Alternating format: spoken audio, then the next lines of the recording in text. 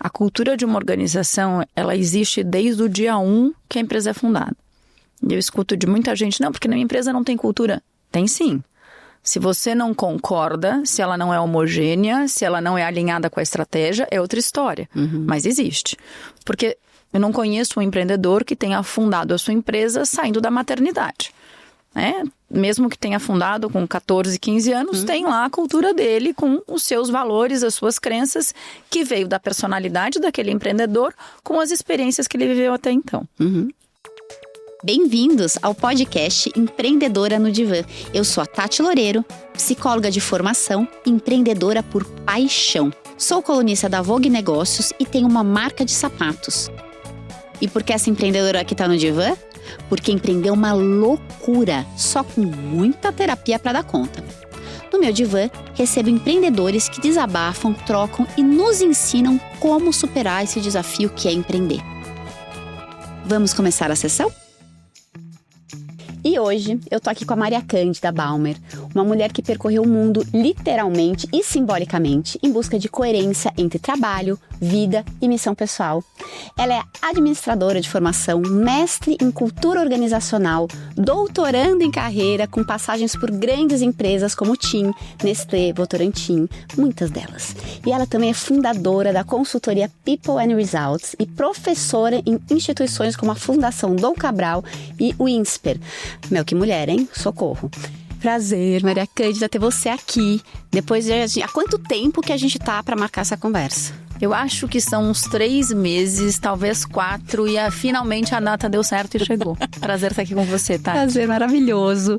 E assim, legal falar, né? Porque eu vi a Maria Cândida, eu quase não vejo Instagram. E aí, enquanto eu tava postando, pulou você falando alguma coisa sobre cultura. E me chamou a atenção. Eu falei, nossa, gente, quem que é essa mulher? Eu quero ela pertinho de mim, quero ela no meu divã. E aí eu mandei direct, a gente começou a se falar, a gente se conheceu. E foi assim aquele que a gente chegou aqui. É, um prazer estar aqui com você. O prazer é meu, obrigada. Você tem algum apelido pra eu te chamar? Maria Cândida o tempo todo? As pessoas perguntam, te chamo como? Maria Cândida, Maria Cândida. Eu digo o seguinte, Maria são acho que 13 já na minha família estendida. Eu não sei que sou eu. Maria Cândida ou Cândida eu sei. Mas quando meu avô soube que meu nome ia ser esse, e para quem é de São Paulo, Cândida é a marca mais famosa de água sanitária. E ele falou, o que eu faço? Como é que eu salvo? Então ele começou a me chamar de Cândida. E até os 7 anos de idade, eu não sabia que eu chamava Maria Cândida. Teve um trabalho na escola e pediram pra gente levar a certidão de nascimento. E a minha bisavó do lado do meu pai, que era inclusive índia, o nome dela português, quando casou com português, foi Maria Cândida. Uau! Então, quando chegou na escola e pediram pra levar a certidão de nascimento, minha mãe falou, olha, eu já sabia ler, né? Ela falou assim, pega lá na caixa tal. Aí eu fui na caixa e falei, mãe, o que a certidão da bisavó Maria Cândida tá fazendo aqui? Ela falou, não, é a sua. Falei, não, meu nome não é esse. Eu sou a Cândida.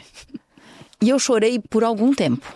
Assim, porque pra mim descobrir que meu nome era outro e saber que meu nome era o mesmo da moça que passava lá, não era a moça, era o moço. Olha, Cândida, baratinho, R$1. Eu falei, cara... Então foi difícil. Eu sofri bullying por muitos anos da minha vida na escola. E eu lembro que meu nome era um peso, sim. Caramba, gente. Apanhei no recreio. E eu tive uma crise com meu nome por muitos anos. Eu digo que eu passei a ver valor nele e gostar e contar e fazer piada. E, né, eu abro todas as minhas aulas, inclusive fazendo piada sobre isso. Talvez eu já tinha uns 30 anos. Que eu falei, cara, não, é muito legal. Porque ninguém pergunta qual Maria Cândida quando eu entro em contato. Né? Não temos tantas de nós por aí. Sim. Até eu vou fazer um podcast em breve que vai ter uma Maria Cândida. E é um negócio que eu falei, cara, não sei nem como é que é. Tá na mesma sala com uma outra pessoa com o meu nome. Mas então Cândida é o meu apelido. Maravilhoso. Então, Cândida, bem-vinda. Embora eu ame o seu nome, Maria Cândida. Mas assim, a gente vai se falar muito hoje, então vou falar Cândida mesmo. Tá bom. E eu quero começar a perguntar... Afinal, isso é um divã, um pouco começando pela tua história, né? E entender se teve algum momento da tua vida que você precisou abrir mão de algo que fazia sentido no papel, mas não fazia mais sentido pra você. Tá. Eu venho de uma carreira que começa em área de negócio. Então, antes até da área de negócio, eu fui animadora de festa infantil. Mentira. Quando eu ainda tinha 17 anos, assim, fazendo freela. Aí eu fiz intercâmbio, morei fora, camelei muito pouco dinheiro. Quando eu voltei para o Brasil, eu queria qualquer coisa que não fosse morar em São Paulo. Foi aí que eu fui fazer vestibular pelo Brasil e fui morar em Curitiba para fazer Federal do Paraná. E comecei trabalhando na área comercial, no STB, eu era a moça que vendia pacote de intercâmbio. Depois eu fui para a Price como trainee, e aí é onde eu tenho um acidente de quase morte, onde a minha memória se perde por 26 dias. Ela voltou, mas ela é meia boca. E aí eu vou para uma carreira de muitas áreas de negócio, né, diferentes. Então trabalhei no marketing, operação, logística, qualidade, suprimentos. Mas eu entendia que eu queria ir para o RH.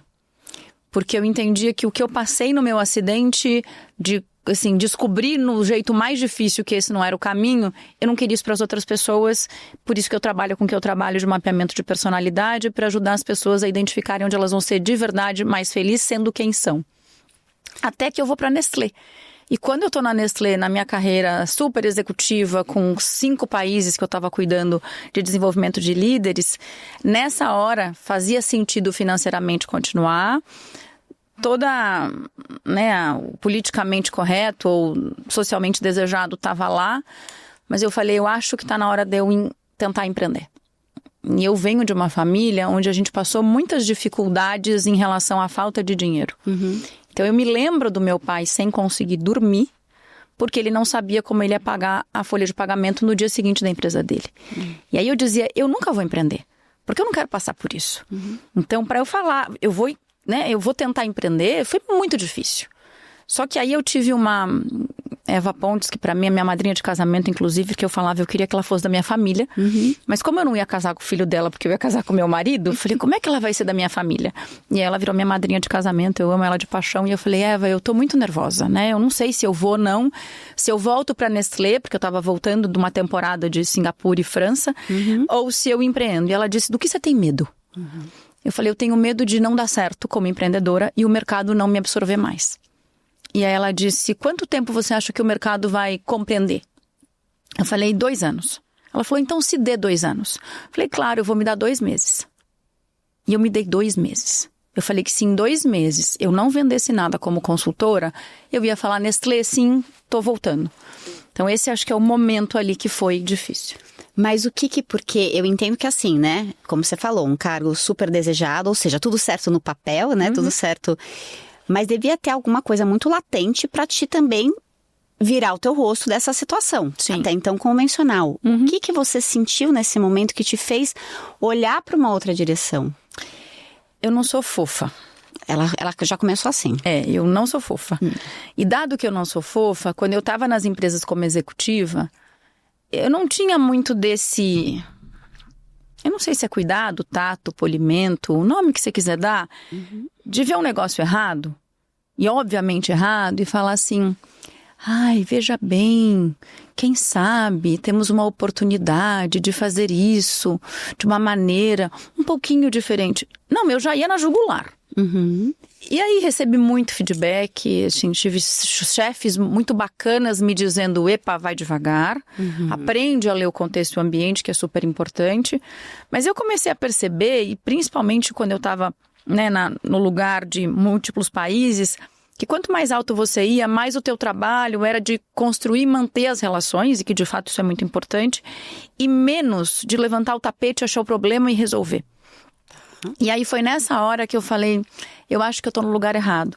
Porque quem vinha para poder levantar o tapete e falar que estava errado eram as consultorias. Então, enquanto executivo, você tem que manter uma boa relação. Quem vem dar notícia ruim é o consultor. Falei, mas eu quero dar notícia ruim. E não porque, eu gosto de notícia ruim. Mas porque eu quero ir na causa raiz e ajudar a resolver. Garantir que o negócio para de pé, constrói em cima de terra firme. Então, foi nesse momento que eu falei, eu quero estar no lugar que aponta o dedo e diz qual é a nova direção, muito mais do que só nesse lugar de coleguismo, né? E que tem o seu valor, e que é super importante para quem tem a personalidade adequada para isso. Mas não é a minha. Eu vou te fazer uma pergunta sobre relações. Porque eu acabei de vir, inclusive, de uma aula falando sobre relações.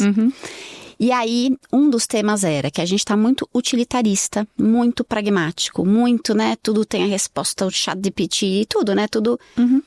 E a gente tá evitando tudo que causa fricção. Só que relação é pura fricção. Sim. Ela demanda tempo, ela demanda energia, ela demanda uma série de coisas. E sem relações, a gente adoece. Isso é uma perspectiva. Quando você me fala isso, eu falo, como que você pensa isso que eu te trago? Eu concordo contigo na vírgula. O que eu vejo é que a relação que você quer ter com o teu colega, ela depende muito da tua natureza.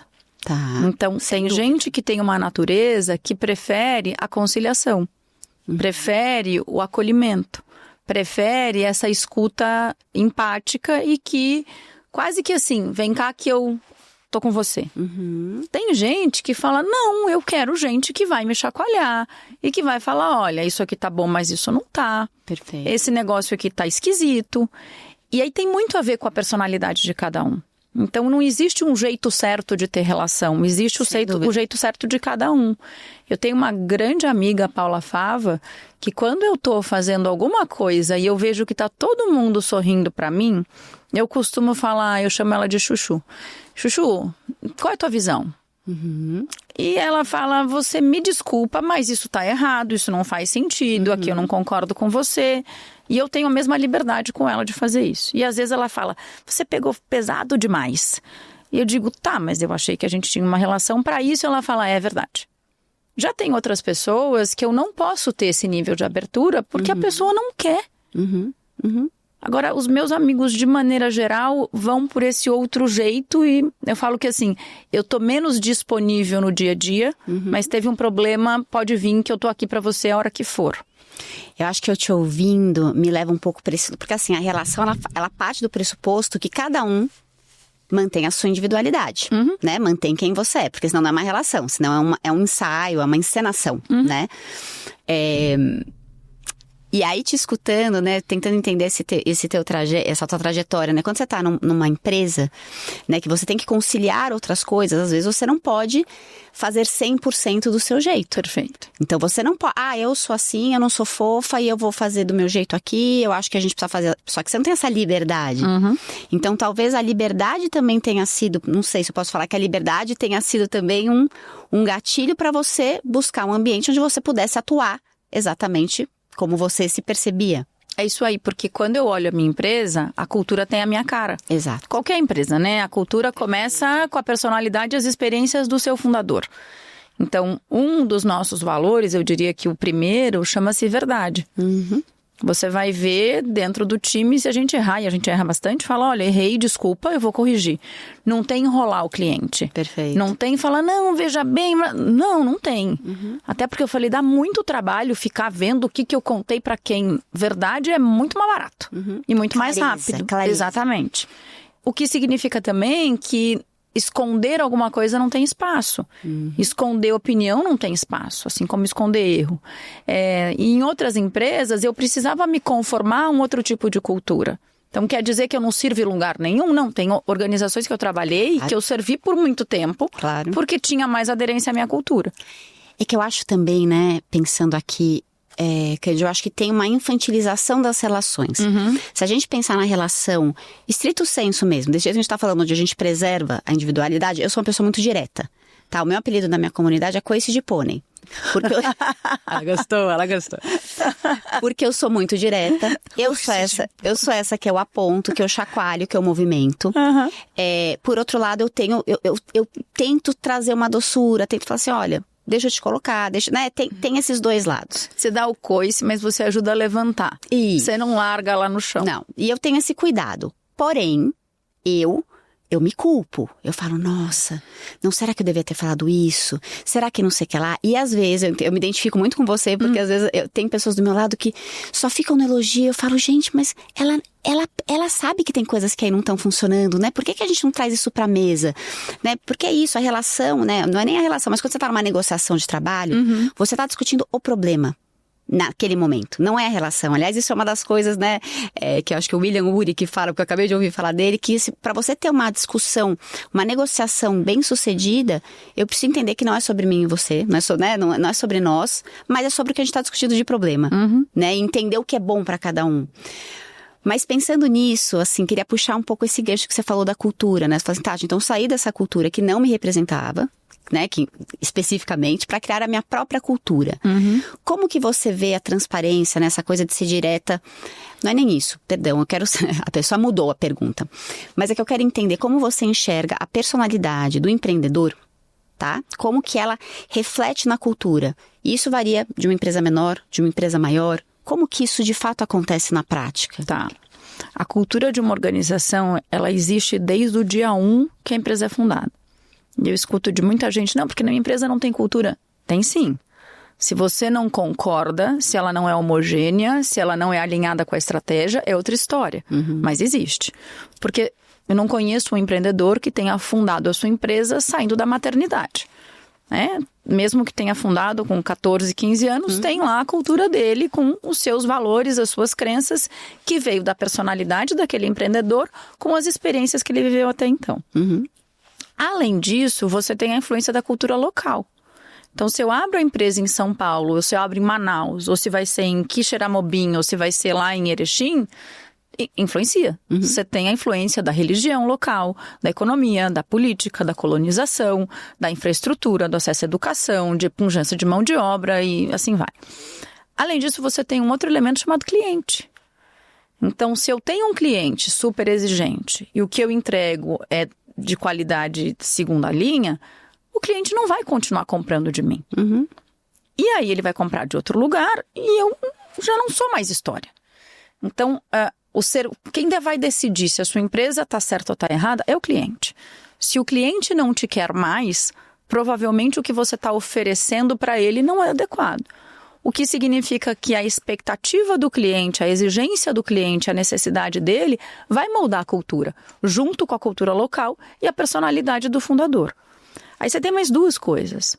Um tem a ver com a realidade de competição daquela indústria.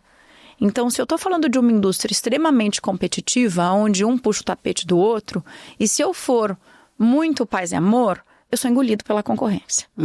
Já se eu tenho um ambiente, né, um mercado competitivo mais colaborativo, e eu der uma de arrogante, que assim, né, aqui ninguém mexe, eu também vou sendo de alguma maneira deixado de lado. Sim. Exemplo prático aqui, Pharma. A empresa acabou de descobrir a cura do câncer. O que ela faz com isso? Patentei. E aí aquilo fica guardado. Um médico que acabou de descobrir uma técnica de cirurgia de coração, de transplante, que zera a rejeição. O que ele faz com isso? Vai no primeiro congresso e conta para todo mundo. Nós estamos falando de indústrias, né, grudadas ali, mas uma super competitiva e a outra super colaborativa, e tem isso em todo lugar. E é menos sobre uma é certa e a outra errada, e mais sobre eu preciso, como empreendedor, entender essas influências todas para poder dizer, estou jogando num lugar que para mim faz sentido. Para ler o contexto, né? Exatamente, porque empreender não é fácil, essa história de que ter o seu próprio negócio, nossa, então você é dono da sua vida, cara, tudo menos isso. Então eu preciso estar jogando num lugar que eu quero estar. Porque se eu estou empreendendo e a minha personalidade não atende o que o negócio precisa, o que o cliente quer eu não tenho para oferecer, a cultura local não me ajuda, a concorrência me engole, e depois tem a questão de ciclo longo e ciclo curto, por que eu estou ali? Eu estou infeliz empreendendo. Por isso que a gente fala que o empreendedor não pode empreender pronto, ele tem que encontrar o lugar onde eu estou tão encantado com aquilo que eu vou fazer os 120%, 130% para fazer aquilo funcionar. E aí entendi. Não, eu quero puxar mais uma pergunta antes de falar. Desse lugar de encantamento que você fala, ele tem que estar muito encantado para fazer isso. Que fatores que você acha que contribuem para esse encantamento de um empreendedor? Tá. Você falou que aqui é o divã, né? Total. Então, eu vou trazer aqui uma história pessoal, que eu acho que é a que mais me representa em todos os sentidos para explicar.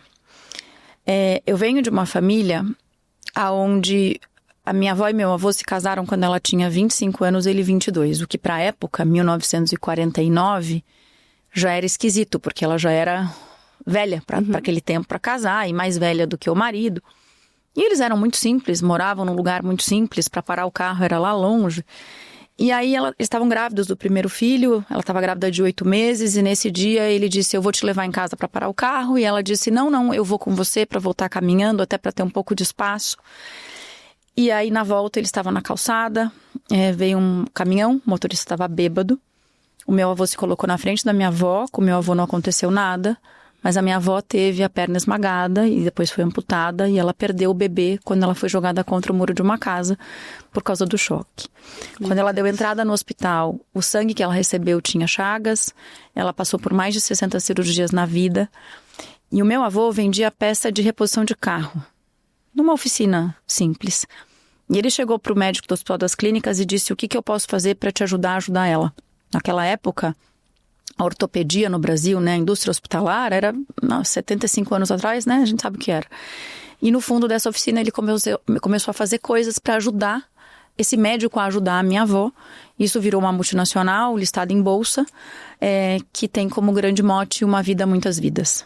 Por causa da vida dela, tantas vidas foram ajudadas. Que lindo isso. E o meu avô, não é que foi assim, tranquilo, vamos lá, né? Era uma situação super difícil de vida, ele era filho único. E a mãe dele, minha bisavó, e aqui não vou segurar o verbo, virou para ele e falou assim, larga essa aleijada aí. Ela não é mais responsabilidade sua, você nem filho tem. Deixe ela com os pais dela. E aí eu tenho vontade de falar todos os palavrões do mundo. E eu falava pro meu avô que a sorte é que eu só descobri esse pedaço quando a minha bisavó já tinha morrido. Porque eu não sei o que eu teria feito com aquela infeliz dela tratar minha avó assim. Minha avó foi a paixão da minha vida, Tati, assim. Eu descobri, assim, é um amor com a minha avó descomunal. Eu falo que a gente tinha um trio ali. E por que eu tô contando essa história na pergunta que você me fez? Porque não é que um dia ele acordou e disse, olha, minha paixão é por ortopedia e equipamentos hospitalares. Ali ele tinha uma questão de sobrevivência. E isso virou a causa de vida dele. E tudo que ele fez ao longo da vida, seja construir uma casa que não tivesse nem o mínimo de degrau para ela poder andar de cadeira de roda e todos os interruptores serem mais baixos para ela conseguir acessar, e, enfim, a largura das portas. Então, ali era uma questão de sobrevivência e de colocar isso como sua causa de vida. No meu caso, quando eu olho o que eu faço hoje, que é trabalhar com mapeamento de personalidade para ajudar na carreira das pessoas, para elas serem mais felizes sendo quem são, e na cultura das organizações, entendendo a cultura para que ela possa garantir o sucesso da estratégia, ali tem a ver com o meu acidente, onde eu quase morri, e aí a coisa mais maluca do mundo é no mesmo dia do da minha avó, 50 anos depois. Exatamente no mesmo dia. Minha avó conta que naquele dia ela não dormia, não sabia por quê. E aí depois é que contaram que eu estava no hospital. E aí ali o acidente me mostrou que eu vinha numa carreira politicamente correta. Eu tinha entrado na Price como trainee muito antes de alguém ser trainee. Trainee você é quando você está prestes a se formar ou recém-formado. Eu estava no segundo ano da faculdade. E eu fiquei super me achando. Falei, cara, eu sou a última bolacha do pacote, eu sou fantástica. E aí foi muito maluco, porque quando eu trabalhava vendendo pacote de intercâmbio, eu amava segunda-feira. E, cara, sexta-feira tá bom, vai beber, tem festa, mas eu gosto de aprender. E na Price a coisa inverteu. Eu passei a amar sexta-feira e odiar a segunda-feira. E não é que a Price é uma má empresa, muito pelo contrário. Mas é porque o papel ali versus a minha personalidade não era compatível. Só que eu não entendia disso. Eu comecei a comer muito. Eu engordei pra caramba. O almoço virou meu momento de prazer. Eu comia igual um pedreiro. As pessoas vinham ver o meu prato pra falar, o que é isso? E eu falei que meu terno era porcaria, por isso que tinha encolhido. Mentira, eu engordei pra caramba. E aí vem um acidente, e no acidente eu consigo enxergar que sim, a gente tem que estar indo pra algum lugar. Mas não é só uma questão do destino. O percurso precisa fazer sentido. Se eu tivesse morrido naquele momento, eu tinha morrido infeliz em nome de um futuro que não ia chegar. Perfeito. Então, ali no meu caso, também tem uma dor, né? O do meu avô tem uma dor, o meu tem uma dor. Agora, tem empreendedor que fala, cara, acabei de virar mãe e tô percebendo que pra criança, sei lá, baixinha, não tem uma roupa que atenda porque as roupas são muito grandes, ou não aquecem, ou, né, ou prendem, sei lá, qualquer coisa. Então, ali tem uma causa de, pelo meu filho, eu quero fazer e fazer por outros filhos. Então, as paixões vão vir de lugares muito, muito particulares, muito únicos. Eu não acho que tem uma fórmula que é assim, olha, vai ali, pega uma, sei lá, quem lê a mão e fala, minha paixão é brincos, então eu vou empreender com brincos. Tá? Linda a tua história, assim, obrigada por compartilhar. Eu fico assim que eu sou pisciana, é um negócio horroroso. Não, você falou que era divã, realmente eu choro sempre, porque eu me emociono mesmo, porque eu acho lindo escutar como aquela frase, como a gente é fruto de todas as nossas gerações. Sim. Né? Porque impactou a sua bisavó, que impactou a sua mãe, né? O seu pai, enfim. Ela é mãe de quem? Mãe da minha mãe. Que impactou sua mãe e que impacta você, porque a gente é fruto daquele que vem antes da gente, né? Não tem como não ser. E quando eu escuto, você fala, Tati, não tem fórmula. E o meu trabalho tem sido achar essa fórmula. Que legal. E chamo o que te guia. Então, o meu curso, as minhas jornadas, o espaço que eu tento abrir para a empreendedora para sentir, é para achar o que guia ela. E aí, o que guia cada um? Cada um. Não é uma... Porque é uma imbecilidade você... Porque assim, a minha história, eu venho de cultura de doação, né? Então, eu tive uma ONG durante 5 anos... Psicóloga de formação, sempre tive essa coisa idealista, quero melhorar o mundo, não quero ver ninguém sofrendo. E de repente eu falei, tá, mas como é que eu posso impactar da onde eu estou? Né? É que não é abrindo uma ONG, que é um trabalho horrendo. Eu falei, não, mas não é aqui a minha principal influência. E daí eu comecei a pesquisar, como é que eu posso gerar impacto? Onde está mais perto de mim, né? Que daí é a esfera de influência mais próxima. E como é que eu posso transformar a minha história e fazer com que isso reverbere em outras pessoas? E foi nesse caminho que eu me deparei com o Ikigai. E junto com outras coisas que eu vinha estudando, eu falei, é isso. Eu não quero um propósito de prateleira. Né? Eu tava desencantada com a minha marca, nessa época eu tenho uma marca de sapatos, desencantada, todo mundo achava o máximo, ai que legal, tua marca é incrível, sua marca é isso.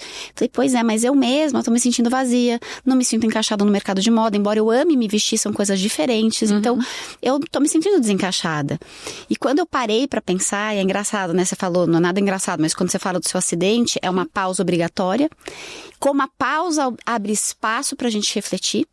Imagina se a gente não precisasse se acidentar, ou no meu caso, que tive um burnout, para refletir, né? Que a gente não precisasse ser obrigada a parar para pensar.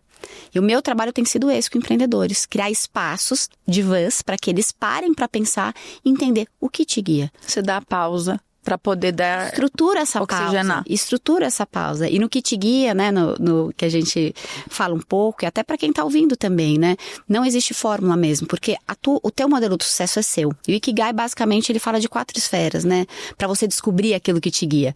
O que você ama, quais são as suas paixões, e aí já começa o problema. Muitos já não sabem o que gostam. Então aí não já gostam começa de nada brilha os olhos, Exato. A vida é meio bege. Mas é legal saber, não é? Porque quando você sabe, você começa a investigar. Sim. E o segundo é, o que eu faço bem? Eu não sei o que eu faço bem. A gente é muito crítico com a gente, né? E a gente fica pensando que faço bem é uma coisa de um nível Harvard. Não é. Qual que é a tua habilidade diferente de outras pessoas? Qual que é teu... Às vezes é fazer um brigadeiro diferente. Não, e às vezes não é nem... Às vezes você pode ser um baita de um empresário, mas qual que é a tua digital? Né? Eu tenho a minha digital, que é o meu coice de pônei, né? Que eu tenho um jeito leve de trazer as coisas, que acaba deixando as pessoas, né? E isso eu levo pra minha vida, eu levo pro meu trabalho. Né? O que você faz bem além da tua profissão? Porque a tua profissão também é. Como que você ganha dinheiro com isso? E o que o mundo precisa? Que é quando na tua história me ativou isso, né? E o que o mundo precisa não é uma causa. Porque causa tem a fome, tem o meio ambiente, tem muitas causas importantes. Mas é o que o seu mundo precisa, né? Então, quando você fala da tua bisavó, né, e do teu bisavô, aquela situação fez com que ele falasse, cara, eu não quero que ninguém passe por isso. Sim. Isso é dele, é da história dele. A tua história, você fala, cara, eu não quero que ninguém se sinta desencaixada sem saber o porquê e sem poder atuar. Porque se a gente não entende como, a gente não sabe como atuar. E é muito aprisionante quando você tá numa situação que você, né, que você não consegue... E no meu caso, né, eu me sentia muito sozinha. Muito empreendendo sozinha, com todas essas minhas emoções. Eu falei, não, cara, eu preciso de um ambiente, eu preciso de uma rede para me ajudar a entender essas emoções, a botar a emoção na mesa, mas como a gente usa isso de maneira estratégica também no nosso negócio, porque a gente trabalha, né? A maioria das pessoas trabalha. E uma das coisas do sentido que a gente fala, né, que são 4 letras que eu falo, é o sistema leve. L de lidar com as emoções, E do equilíbrio dinâmico, da gente estar sempre trazendo 2 coisas que parecem opostas, mas que podem conviver, né? Então, o equilíbrio é assim na nossa vida. O V de vulnerabilidade propositiva, que é quando a gente traz para a mesa a vulnerabilidade, porque a gente pode falar de vulnerabilidade, falar todas as teorias, mas chegar aqui e ficar naquela superfície, né? Não praticar isso. E o E, que é a expansão com sentido. como que você cresce conectando com a tua história. Só que para isso você precisa abrir tempo na agenda. Sim. Então eu quis trazer um pouco esse recorte porque você traz lindamente, assim, as coisas que eu acredito, sabe? Passei no leve, é isso? Olha, não é um teste, porque eu mesma não passei, tá? Então, só pra assim, eu brinco que o que eu ensino tem coisas que eu mesma não consegui ainda. Entendi. Mas isso é equilíbrio dinâmico. A gente não ir pra uma polaridade, então calma. Então eu preciso não é uma linha de chegada, é uma... É isso. Porque imagina que eu chegar aqui e falar assim, não, nossa, Candy, eu já cheguei, eu sei lidar com as minhas emoções, eu sei... Não, é até a semana que vem, o tal do equilíbrio dinâmico. E justamente por eu muitas vezes não conseguir lidar com elas, é que eu tô sempre estudando. E de novo a gente vai pra essa causa que nos movimenta, que nos leva pra, né? E aí, trazendo isso pra quem você atende. Você enxerga esse brilho no olho dos clientes que você atende? A maioria, quando chega pra mim, chega justamente porque tá perdido.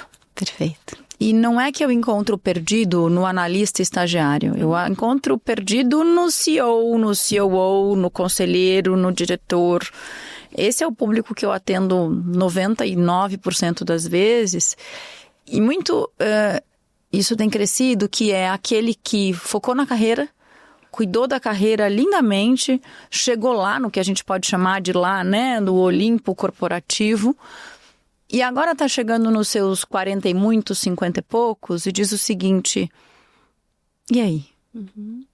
E o próximo passo? Eu já fiz o que precisava, eu sustentei minha família, os meus filhos estão criados, e eu fiz o que eu queria, sim, eu fui feliz, sim, mas eu já estou percebendo que já me olham de um jeito diferente, e eu acho que se eu não me movimentar, eu vou ser movimentado, então eu quero me antecipar a ser colocado de calça curta no meio da rua e falar socorro. E é nessa hora que eu entro com uma solução, por exemplo, chamada boost de carreira, para ajudar a pessoa a fazer essa parada e refletir dentro de um grupo, por causa da importância da troca, exatamente o que eu quero fazer com a minha segunda metade da carreira. Porque até outro dia, chegou nos 60, põe o chinelinho e espera a morte chegar. Hoje chegou nos 60, você tem aí tranquilamente mais 20 anos a menos que você está estragando muito da tua saúde e da tua continuidade. Perfeito. Mas já não falando em até mais 30 anos. Então eu vejo isso e isso me chamou muita atenção, tá? Eu achava que ser perdido em relação a onde meu olho vai brilhar e o que fazer, as minhas fortalezas, né, aonde eu me diferencio, eu achava que era uma dificuldade ou um desconhecimento das pessoas mais júniores. É um natural do jovem, e natural porque eu não sabia nadar, aprendi a nadar, não sabia escrever, aprendi a escrever, não sabia quem eu sou. Mas eu tenho pego muito executivo nesse lugar. Isso eu não esperava. Você não esperava? Eu não esperava. Eu esperava que, passado esse tempo, essas respostas já tivessem sido descobertas, né? Óbvio que para alguns descobriram, até porque não vieram até mim, mas não quer dizer que eu também atendi todo mundo, mas eu vejo que ainda tem um buraco grande. Porque você tem o final de uma geração agora que trabalhou pela sobrevivência. E aí você tem do outro lado uma geração entrando no mercado com seus 20, 25, muito preocupada com o prazer. Só que só o prazer não paga a conta. São as polaridades que eu falei. Exatamente. Né? A gente fala do Barry Johnson, que fica fazendo o processo assim o tempo todo, né? E aquele pêndulo. Então, eu vejo este jovem muito preocupado com o prazer, muito preocupado com o agora, até porque eu vi lá atrás as gerações anteriores só trabalharem e não usufruírem de nada, então eu estou procurando o outro extremo. Opa. E a gente vai vir pro meio, né? Isso, eu preciso encontrar as duas metades. Então agora foi muita sobrevivência e pouco prazer, quem está aqui nos Perfeito, 40 e meu pai dessa geração. Isso. E quem está aqui chegando é muito prazer, mas sem a noção de que não tem almoço grátis, que a conta chega e que você não vai ser jovem para sempre. Eu me lembro quando alguém falou para mim, eu sou modelo, eu não preciso me preocupar em estudar. Em um outro caso, eu sou jogador de futebol, eu não preciso me preocupar em estudar. Foram pessoas que eu conheci lá atrás. E eu me lembro que eu escutei isso, eu tinha uns 19 anos, falei, tem alguma coisa esquisita, mas eu não consegui ir muito além disso. Codificar, né? Exatamente. Aí quando eu olho hoje, eu falo, cadê a moça que era linda? por mais que tenha botox e todas as técnicas, as adoro, sou fã muito, se bem utilizadas para não ficar deformada. Também. É... Todos os meus botox em dia. Eu vejo que a juventude vai embora. E cadê o resto? O jogador, a vitalidade física vai embora. E o resto?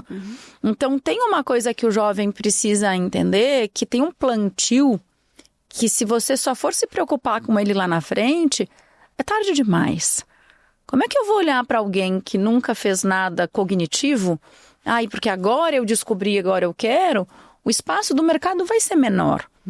Então, a história do equilíbrio, né? Eu só trabalho e eu não tenho, é o que você fala de um dos seus ex. Agora, por exemplo, te escutando, como que você enxerga esse movimento do meio, né? Esse movimento pendular, que não é nem só a performance sem sentido, aquela performance, e nem um hedonismo, né? Uma coisa...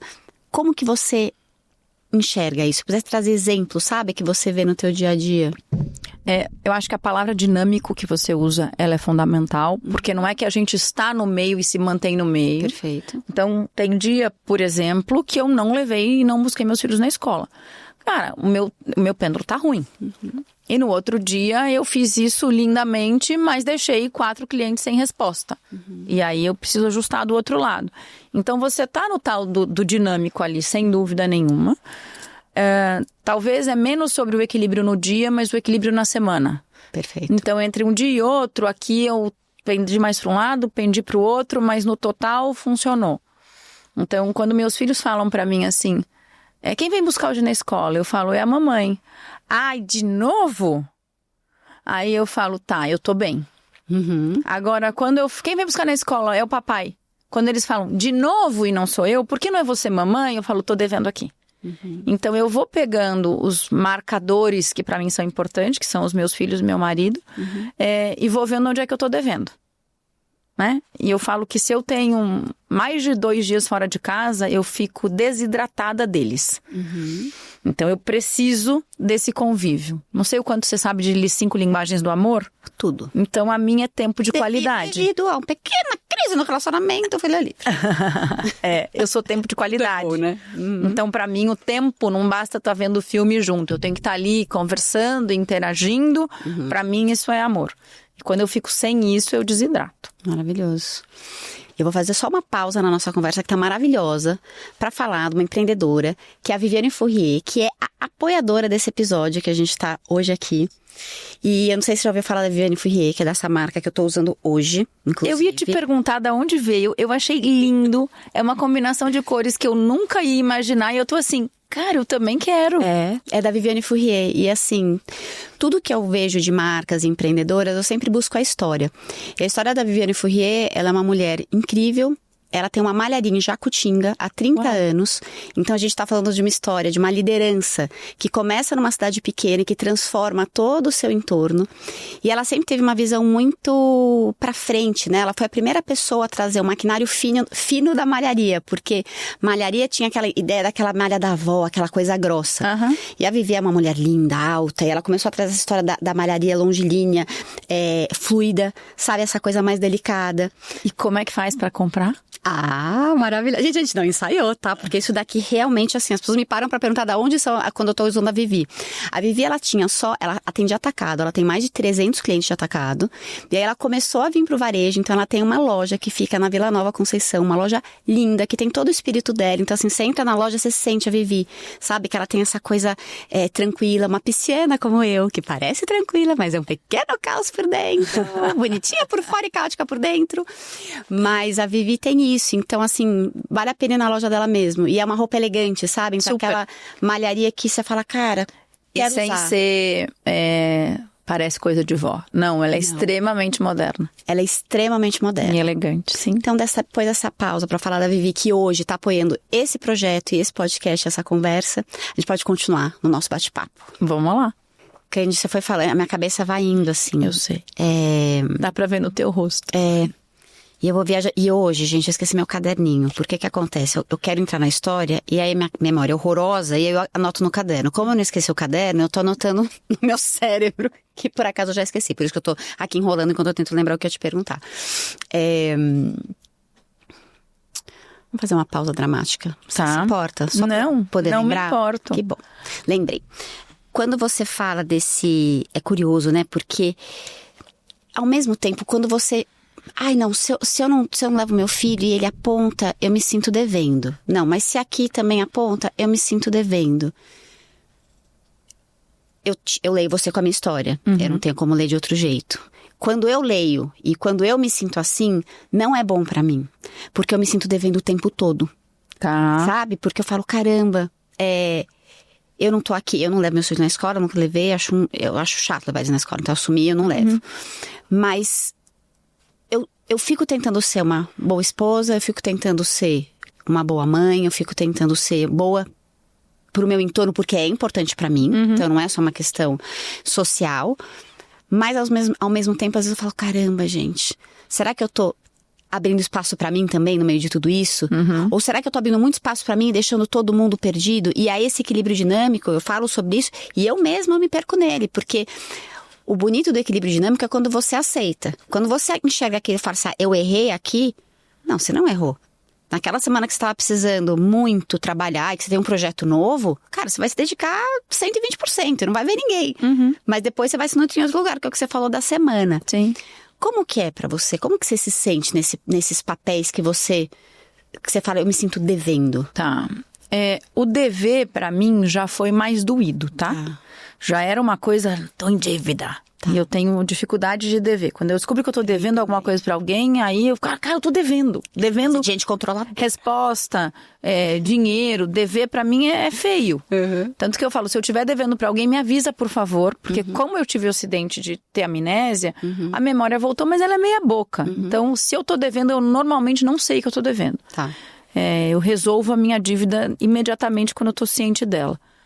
Mas eu acho que a mãe nasceu uma mãe, nasceu a culpa. Eu acho que tá no pacote da maternidade. Tem uma coisa da fase dos filhos.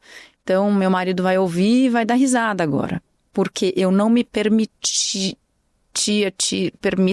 tô na transição, ter lazer sem os meus filhos.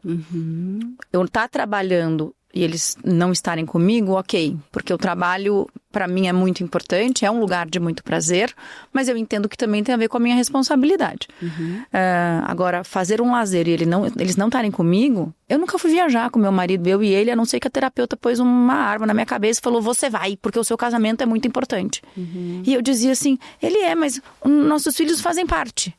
Então, pra mim, o lazer sem meus filhos é muito difícil. Eu tô justamente nessa fase de começar a perceber que é saudável pra eles também. Afinal, eles começaram a ter o lazer deles sem mim. Sim. Então, tem uma questão de qual é a fase da vida dos filhos pra quem tem a maternidade no meio do caminho. Quantos anos eles têm? 9, a Duda, e o Arthur tem 5. Tá. E aí eu começo a perceber esse movimento. Mas não é que assim, eu vou fazer uma viagem de 1 mês. Não consigo. E tem gente que consegue e não julgo, mas eu não consigo. A conta não fecha pra você? Não fecha. E eu acho que eles crescem tão depressa. Sim. Eu acho que esse período, né, e que a gente ainda é sensacional, é tão curtinho. Sim. Que perder isso eu acho ruim. E aí você falou, eu não gosto de levar na escola, eu acho chato.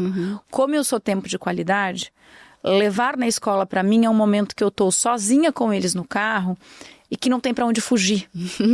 Então a conversa acontece. Sabe aquela conversa um pouco mais, né?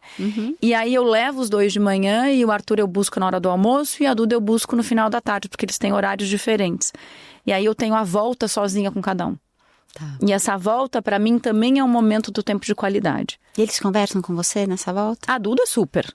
E se eu não cuidar, ela vai pro gibi, porque na minha casa é sem telas.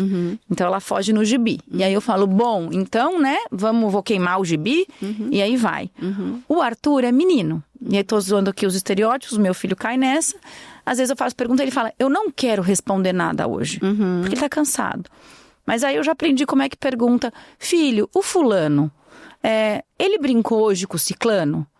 A professora, ela trouxe o livro A, B ou C. Então eu aprendi o jeito de fazer pergunta para que o diálogo aconteça. Tá. Porque eu sei que eles vão para uma fase onde, se não existir esse espaço dentro de casa, eles vão procurar em outro lugar. uma fase perigosa. Então, por mais que às vezes eu fale, putz, eu queria estar aqui parando no sinal vermelho e olhando meu WhatsApp, ou vendo o que o computador do carro fala, falou, não, aqui eu preciso cuidar. Entendi. Não, que bom que esse é teu espaço. Sim. Só pra te deixar tranquila, trocar. Quando eu fui pra terapia quando meus gêmeos nasceram, que tem 13, eu fui pra terapia porque eu não conseguia, eu trabalhava meio período, e eu não conseguia não ficar com os meus filhos, não conseguia estar no tempo de lazer e não estar com eles, eu me sentia super... Aí na rede sozinha, que monstro, imagina, eles estão aqui. E eu cobrava isso do meu marido também, porque se eu fazia, imagina, ele também tinha que fazer.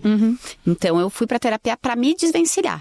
Hoje eu tô indo na terapia por outras razões, mas assim, era muito difícil. E aí eu fui conseguindo, fui aprendendo a ter meu espaço, fui aprendendo a ter minhas coisas, fui voltando a trabalhar mais intensamente.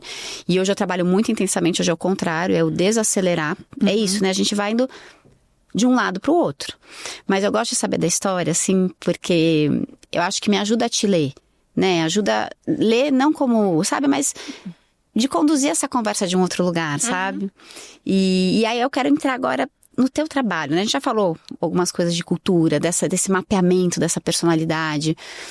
Como que você enxerga, por exemplo, no empreendedor? Você também lida com empreendedores.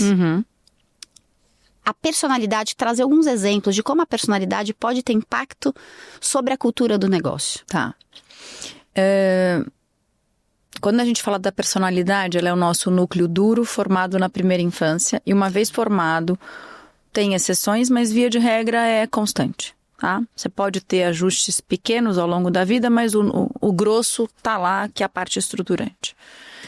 E aí, vamos pensar numa personalidade de alguém que evita conflito. Isso é traço de personalidade.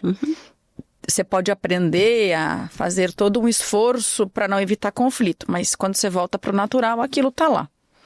Se eu sou uma pessoa que evita conflito, o que eu mais encontro dentro da cultura da organização, se continuar essa pessoa sendo um líder importante lá dentro, é uma cultura que evita conflito. Então, uma cultura de harmonia artificial, onde os problemas vão para debaixo do tapete, onde as conversas difíceis não acontecem. E aí você vai tendo muito esqueleto no armário. E normalmente quando esse líder sai, e aí vem um outro no lugar com uma personalidade diferente naquele aspecto, ele vai e traz para a mesa um monte de problema que estava lá cozinhando e ninguém tinha a menor clareza. Então esse é um exemplo. Outro exemplo. Uma pessoa extremamente visionária de personalidade, porque a questão da visão sistêmica, a criatividade, a originalidade são traços de personalidade. E aí você tem essa pessoa com essa criatividade toda e pouco apreço por processo, rotina e estrutura. Ai, acho que estou me identificando, estou ficando nervosa. Aí eu vou lá na empresa e percebo que essa empresa está o tempo todo ousando, mas tem uma fragilidade nessa parte estruturante de continuidade. Se o empreendedor já passou na minha mão, ou já passou na mão de alguém, ou já refletiu, ele trouxe uma duplagem, a gente chama isso, né, de um complemento, para conseguir colocar alguém para cuidar dessa outra metade. Agora, o que eu vejo, até atendi, hoje é sexta, ontem eu atendi, e são 2 empreendedores espetaculares e os 2 são do lado da inovação e nenhum deles com essa questão da continuidade. Então sofreram bastante até entender, porque quando você traz alguém diferente de você, você fica tentando que a pessoa seja igual a você. Então o feedback desses empreendedores para o cara que eles contrataram, que é do lado mais estruturante, era, você é muito quadrado, você é muito certinho, porque você é muito roda presa. E eu disse, tá... Que bom! Mas que bom! Porque vocês não estão precisando, eu entendo nada de futebol, mas você não precisa de mais um atacante. Lateral esquerdo. Exatamente. Então a coisa da complementaridade do time, eu falo que é menos o 7, na verdade é menos o 7 que a gente sofreu e mais o 1 que a gente deu, né? Pensando no time Brasil e Alemanha lá atrás do 7-1. Então é menos sobre uma estrela e o resto tá ali coadjuvante, mas deixa eu ter gente forte complementando. O que significa também que não é fácil para o empreendedor que imaginava que ele ia ser o rei e ele ia fazer acontecer e que basicamente ele sabe tudo e ele é perfeito em tudo e ele é onipotente, onipresente. Então tem uma questão de humildade aí de dizer sou bom nisso eu não sou bom e não sou menos porque eu não sou perfeito. Deixa eu achar gente que vai me complementar. Adorei isso, me identifiquei super. Porque, só que eu sou super crítica comigo, então eu percebo as coisas, né? Eu falo, gente, eu sou a pessoa que cria, que tem ideias, que tem, né? Enfim, vou criando projetos, mas o dia a dia, pra mim estruturar mas eu sou estruturante, mas me custa emocionalmente. Então eu faço, mas com custo emocional e não fica tão bom também, porque justamente não é... Isso é o que a gente chama de nadar a favor e contra a correnteza. O criar você está usando a tua fortaleza, Isso. Então é onde você tem um espaço de evolução de 729%. E o que você falou que te custa é nadar contra a correnteza, é usar as tuas fraquezas. E aí, assim, você faz um esforço, mas você tem uma performance de 67%, não mais que isso.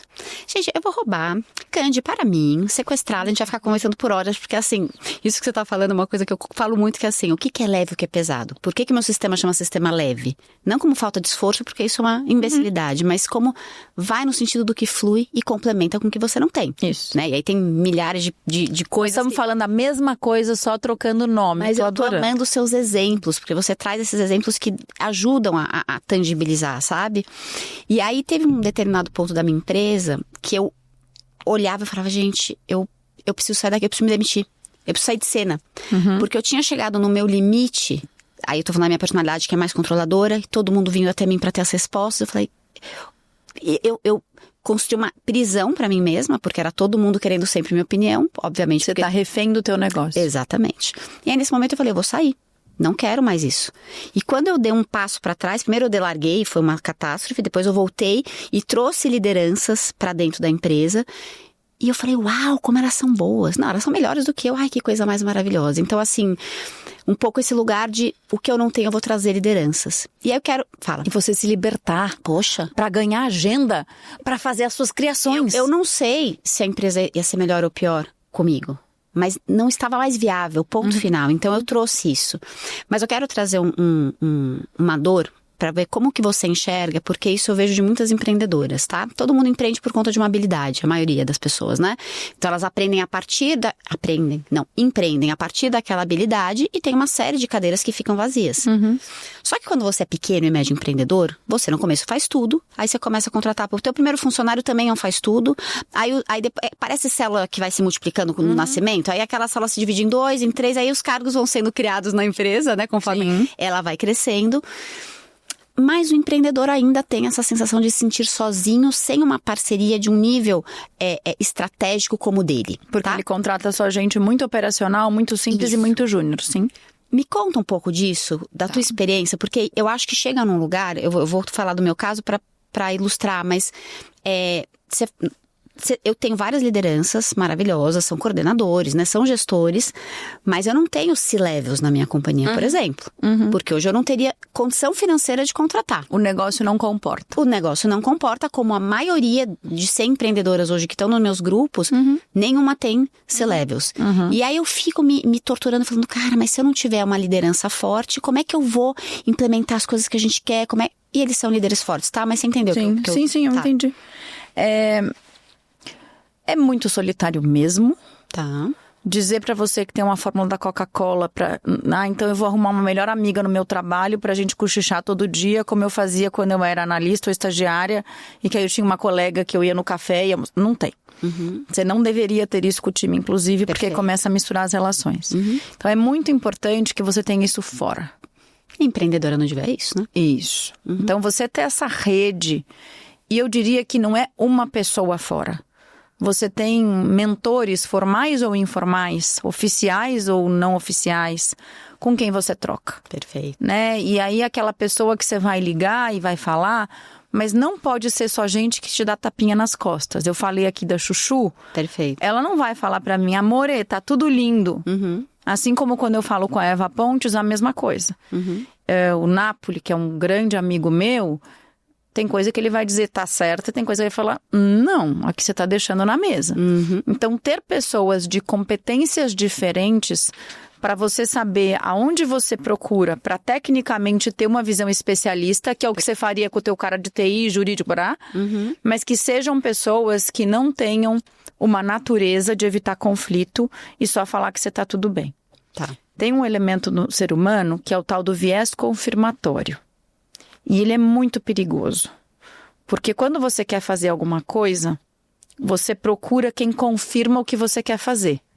Então é assim, ó, eu vou pular do prédio, tá? Você concorda? Tá vendo? Ó, consultei. Então ela falou que ela concorda, tudo bem. Você concorda também? Vou pular do prédio.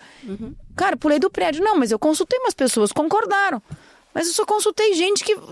Então é importante eu ter riqueza na minha rede fora do meu negócio, para que eu tenha esse nível de troca.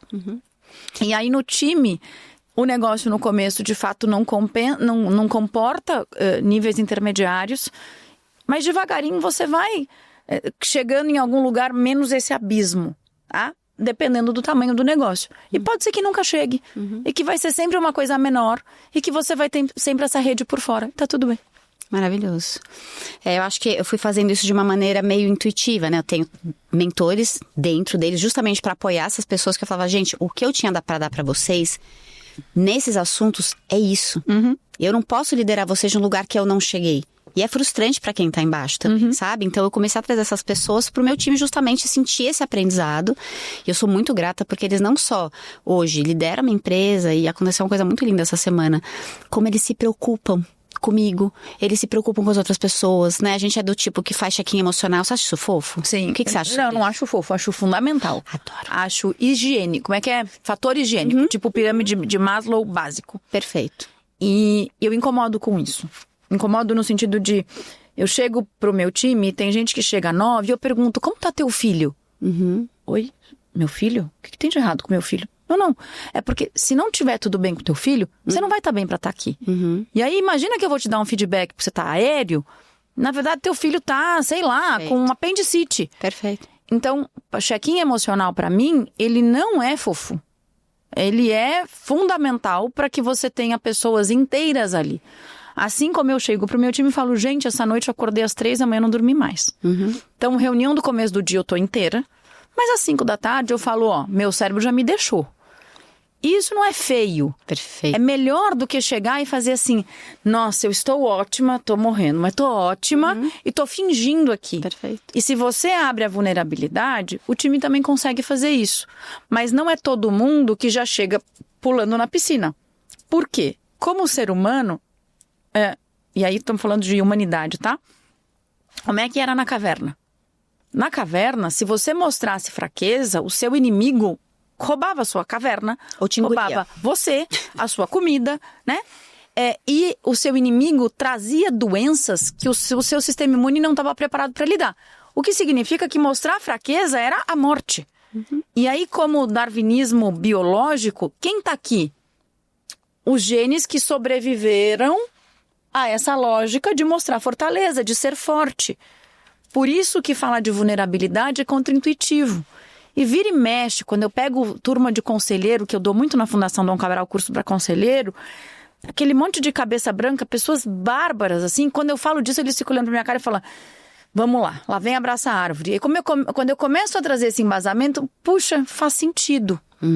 E aí imagina eu abrindo tudo que eu abri aqui, eu abro isso nas minhas aulas, meu marido queria me matar. Ele dizia assim, cara, mas você mostra suas fraquezas, isso não te fortalece. Muito pelo contrário. Nossa, depois que eu falo tudo isso... A conexão vem daí, a conexão vem disso. Você fala, então ela também sente. Agora, olha, você tem que tomar cuidado com essa frase, vou dar uma bronca em você. Pode dar. Eu não sou fofa. Porque você tá colocando em mim... Eu tava morrendo de medo dessa entrevista, tá? Não sei. Porque... Você não sabe o que é pra mim ser fofa. O que significa pra mim não ser fofa. Então você tá direcionando a minha interpretação sobre você. E de uma maneira não positiva com a minha interpretação, com a minha história. Pra mim você é uma fofa. Porque sabe o que acontece? Eu acho que a gente... Pra mim fofura tem a ver com emoção.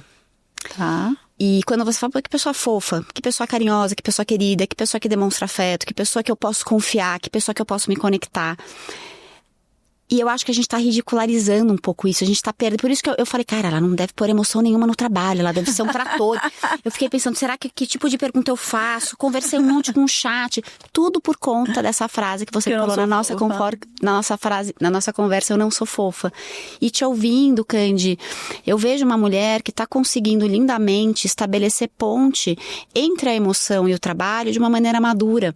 Porque uma das coisas que eu falo, né, até da jornada da heroína, a gente faz as pazes com nosso feminino não é a gente rasgar o sutiã, não é a gente ir contra os homens. Isso é uma bobagem. Concordo com É a gente fazer as pazes com o nosso feminino. E a gente conseguir conduzir as nossas emoções de uma maneira madura. Porque a histeria, ela não é boa pra ninguém, nem pra homens e nem pra mulheres. Então, cara, tem horas que a gente vai precisar, assim, mostrar emoção, a vulnerabilidade, que a gente vai ser circular, todas as características femininas. E tem momentos que o que pede o contexto que a gente tá lendo é linearidade. Às vezes é dar um passo pra trás. Então, pra mim, isso é inteligência emocional. Acho que eu vou ajustar aqui, não é Por que eu favor. não sou fofa. Eu não sou... melindrosa, talvez é a palavra. Gosto mais. Acho que faz mais sentido. Gosto mais. Então tá bom. Eu acho Muito que é mais... obrigada pelo feedback. Eu acho que ela é mais universal e eu tenho falado tanto das emoções e batalhado tanto para elas estarem no ambiente de trabalho de uma maneira madura. A própria Brené Brown fala, quando a gente fala de trazer vulnerabilidade para a mesa, é de uma maneira propositiva, não é você falar, deixa eu te contar aqui da minha relação sexual de ontem, vamos lá, amiga. Não é isso, mas se você tá numa reunião que você não dormiu a noite inteira, gente, deixa eu falar, eu tive insônia hoje, nossa, eu não tô legal. E isso é maduro, isso é estratégia de negócio, isso é trazer emoções de uma maneira estratégica para dentro da tua empresa, que é onde você passa a maior parte do seu dia, sendo CLT ou sendo empreendedor. Sim. Sabe? Então, te agradeço, assim, que te agradeço. Porque é muito lindo te ouvir. Não, é lindo porque eu sou muito fã do ser humano, sabe? Então, eu acho que competência pode estar aliada com emoção, sabe? Sucesso pode estar aliada com tantas coisas. E aí, uma coisa que a gente falou do check-in emocional, eu sou... Como é que eu vou falar isso? Eu posso entrar numa coisa aqui? Pode. Interrompendo? Não, colaborando, pode, com certeza. Você falou sobre essa história do check-in emocional, e aí acho que tem um ponto bem importante para trazer. Tá bom. Enquanto a personalidade ela é mais estável, né, menos mutável, os aspectos emocionais, eles sim, a gente tem uma boa plasticidade cerebral. O que significa, e aí eu entro num lugar que me indigna muito, Tá. que quando as pessoas lá atrás não podiam falar das emoções, era péssimo. Só que a gente foi com o pêndulo num outro que é assim. Perfeito. Agora eu uso como... E eu recebi um feedback esses dias que eu não posso usar o termo bengala. Eu tô tentando achar o sinônimo aqui e não tô achando. Eu uso como desculpa ou como justificativa. Porque desculpa eu cheguei atrasada. Tá. Justificativa, eu cheguei atrasada, então tá tudo bem. Eu vejo as pessoas usando como justificativa, eu sou ansioso.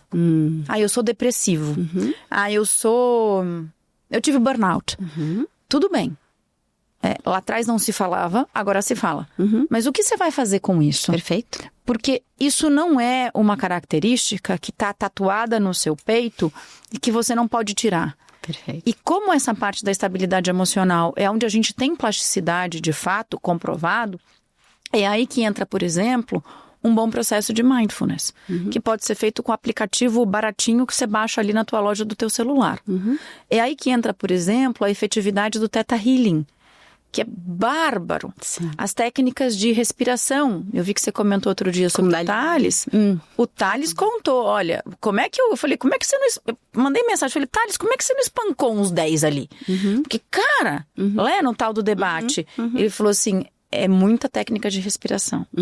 É aí que entra, por exemplo, o efeito de uma boa constelação familiar sistêmica. Boa porque tem gente fazendo bobagem. Sim. É aí que entra a atividade física, a qualidade do sono, a questão alimentar. Perfeito. Existem alimentos que as pessoas acham que são super tranquilos e que são altamente inflamatórios.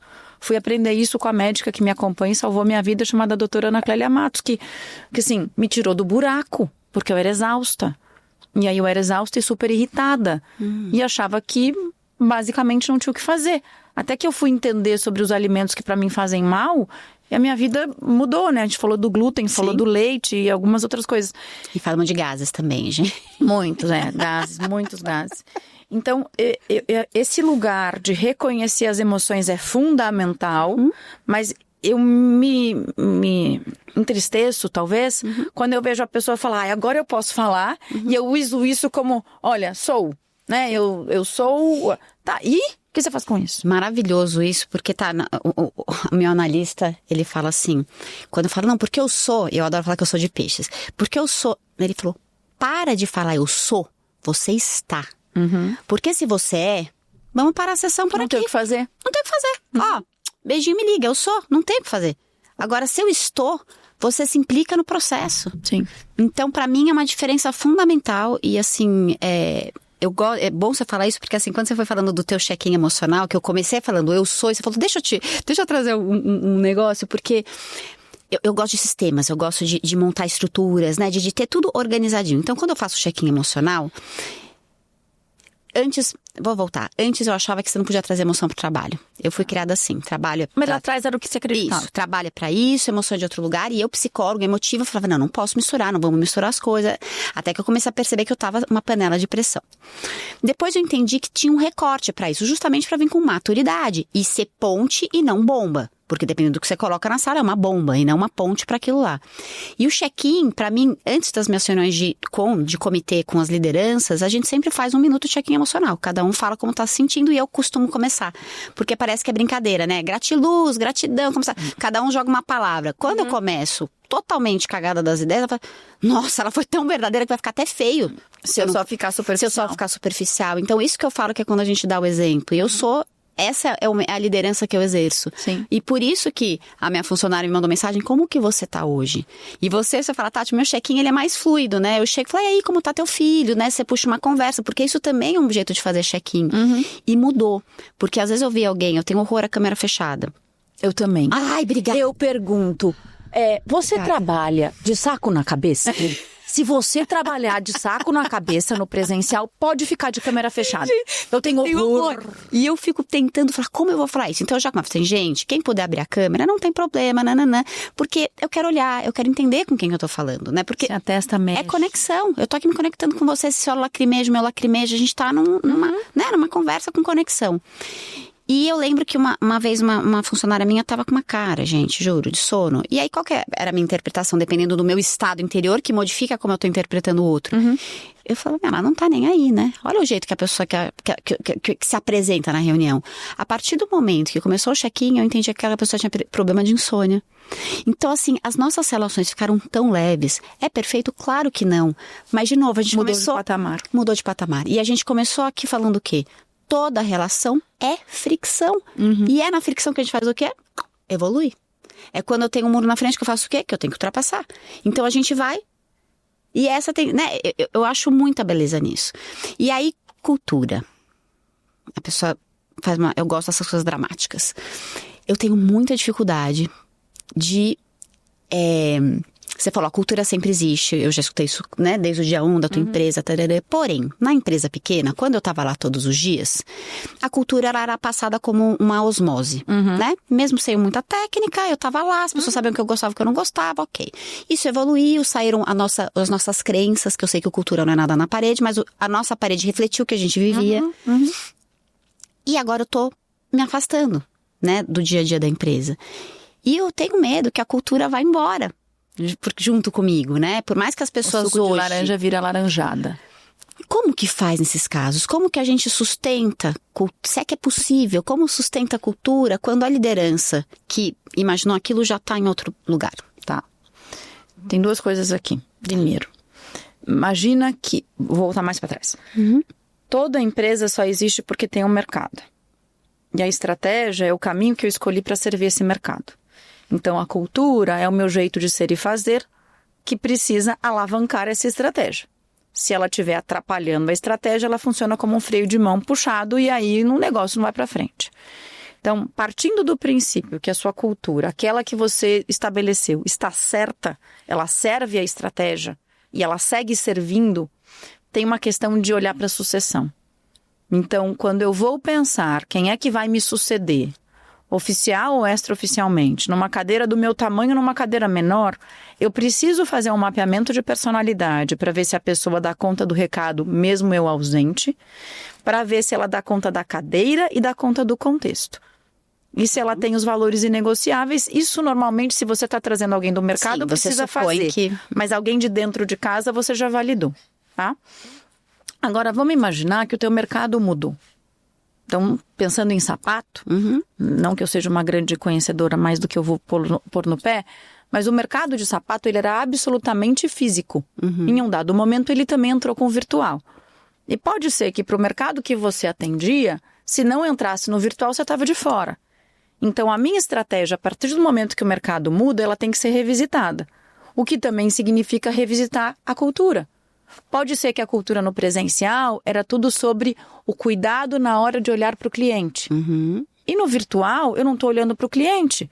A minha energia, o meu foco, a minha forma de servir mudou completamente. Então, a cultura também tem que ser ajustada. Joga fora e faz outra?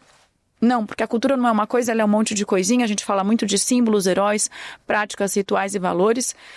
Então, não é que você muda tudo, mas você vai ajustando alguns elementos que deixaram de fazer sentido ou passam a fazer sentido dada a mudança da estratégia. Tá. Quando você tem clareza de que o mercado está mudando, por isso a estratégia e a cultura, eu preciso ver se essa sucessão não é que dá conta só de me imitar ou de preservar o que eu tinha, mas de fazer os ajustes para o novo momento. Você vai pegar fundador e quando volta para a empresa, por que motivo for, morreu o sucessor, pediu demissão, não tinha outra pessoa, às vezes o fundador fala, voltei porque eu estava descarrilhando. Então eu vou voltar para o mesmo lugar que eu estava. Mas tem casos que ele volta e fala assim, eu não sou mais quem a empresa precisa.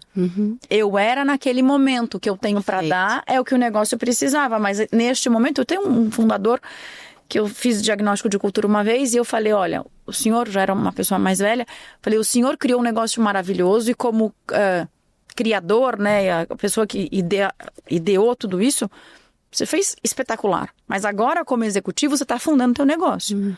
Então, a primeira recomendação é que ele se demitisse da cadeira e se colocasse como embaixador, como presidente do conselho, mas não como executivo. Perfeito. E ele olhou para mim, eu estava grávida da minha primeira filha, barrigona, assim, ele falou assim, volta no seu escritório e refaz o seu diagnóstico. Porque eu não concordo com o que você trouxe. Fui embora, perdi o cliente. Descobri que eu era a 6ª consultoria que ele contratava e a 6ª consultoria que dava a mesma recomendação. Era no começo, ainda deu como consultora, fiquei arrasada, né? E eu com o meu bullying falei, então eu não presto, então eu sou, né? Morri no mercado. Passado 2 anos, eu tô entrando na Fundação Dom Cabral, eu tô saindo do Uber e ele era quem ia pegar o meu Uber. E eu falei, seu fulano... E aí eu falei, que alegria te encontrar. Ele falou assim, como é que você tá? Como é que tá a empresa? Ele falou assim, então, faz 6 meses que eu fiz o que você me falou. Faz 6 meses que eu saí da cadeira de CEO e coloquei outra pessoa. Que pena que eu demorei tanto. Agora eu te entendi. Então tem coisas que naquela hora você vai falar, caraca, eu tô errado, eu tô... Mas meu pai tem uma frase, eu não sei quem é o autor, que é o tempo é o senhor da razão. Então tem coisa que naquele momento não faz muito sentido, mas depois vai fazer. E aí, voltando à tua pergunta, tem vezes que você vai manter a tua cultura preparando uma sucessora ou um sucessor muito alinhado com você, tem vezes que a tua cultura não deveria ser plenamente mantida, ela tem que ser ajustada. Perfeito, perfeito. Super me respondeu. E aí eu quero fazer uma outra pergunta. Ai, gente, já passou tudo isso. Outra que é uma outra dúvida minha, tá?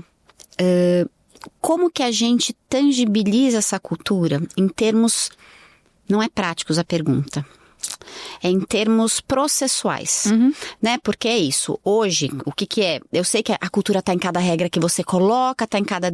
Ok, mas existe um manual... Porque eu não tenho, tá? Então, assim, existe um manual onde, tá bom, vamos criar uma regra, né? Então, vamos pegar qualquer regra que seja, se ela está alinhada à cultura.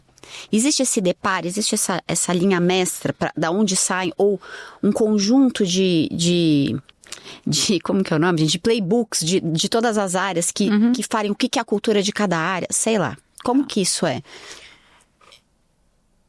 Eu vou começar do fim pro começo. Por onde? Faz uma lista das 10 pessoas que você já promoveu. Tá. E as 10 pessoas que você demitiu, não é a pessoa que pediu demissão. O nome pouco me importa, mas escreve a causa raiz pelo qual você promoveu e a causa raiz pela qual você demitiu. E não é um negócio meio grávido, não é a pessoa é legal, a pessoa é gentil, a pessoa é comprometida. Tudo isso pode significar muita coisa. Seja específico, mentiu, roubou, eu dei feedback 3 vezes e continuou sem entregar, a pessoa tratou mal o cliente falando palavrão, seja bem específico. Perfeito. Se você vai fazer isso no computador ou se você vai fazer isso na parede, é seu critério. Mas uma vez que você tenha tudo isso anotado, pega um marca-texto físico ou virtual e começa a pintar tudo que se repete. E aí você vai perceber que pula no teu olho.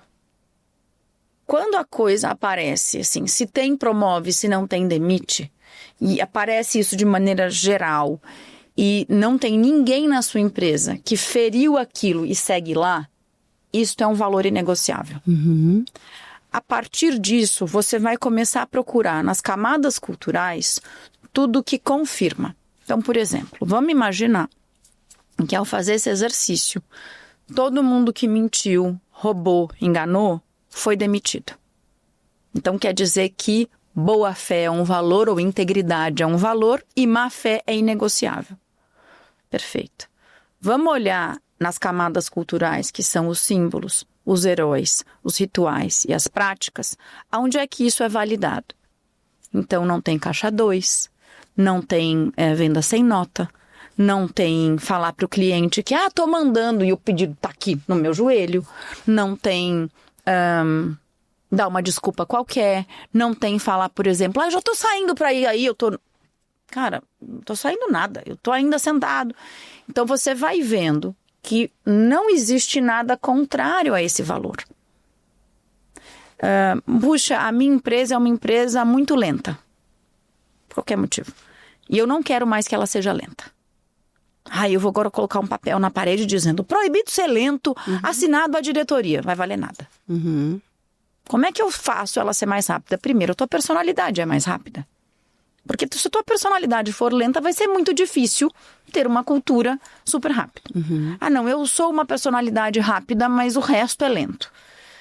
Tem 3 alavancas aqui de gestão da cultura que não é, com todo respeito a quem faz playbook, não é playbook. A primeira é a seleção dos iguais. E quando eu falo isso, Tati, o povo quer me tacar tomate. Eu não estou indo contra nenhuma diversidade demográfica. É iguais em relação a inegociáveis. O que significa isso? Eu não posso contratar alguém de natureza lenta querendo que depois ele entre na empresa e seja rápido. Então, se eu faço um mapa de personalidade, eu consigo dizer, é uma pessoa rápida. Põe pra dentro. Porque põe pra dentro o lento, querendo que ele acorde rápido, não vai acontecer. A segunda alavanca é a promoção dos aderentes. Então, como é que eu quero velocidade e eu promovo só os lentos? Quando eu promovo alguém, sem abrir a minha boca, eu tô dizendo que é isso que você tem que ser. Aí eu só promovo gente lenta, mas eu quero velocidade, não vai acontecer. E a terceira é a demissão dos inaceitáveis.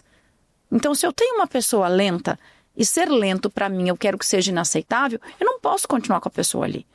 Troca o rápido, lento, por honesto, por criativo, ou por financeiramente responsável, ou por trabalho em time ou não trabalho em time, ou por gente fresca, ou gente melindrada, ou gente muito agressiva, ou gente desrespeitosa. Troca por que for.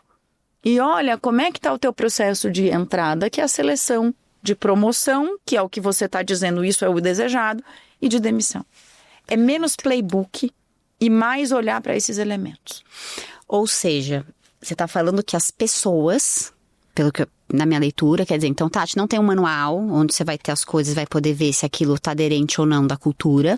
É porque é menos manual e mais olhar esses 2 elementos. O histórico de promoção e demissão, olhando o que aparece de forma recorrente, vai te dizer, essa é a minha cultura vivida. Mas a gente tá falando de pessoa. Sim. Entende? Então, assim, a gente tem menos o manual e mais as pessoas.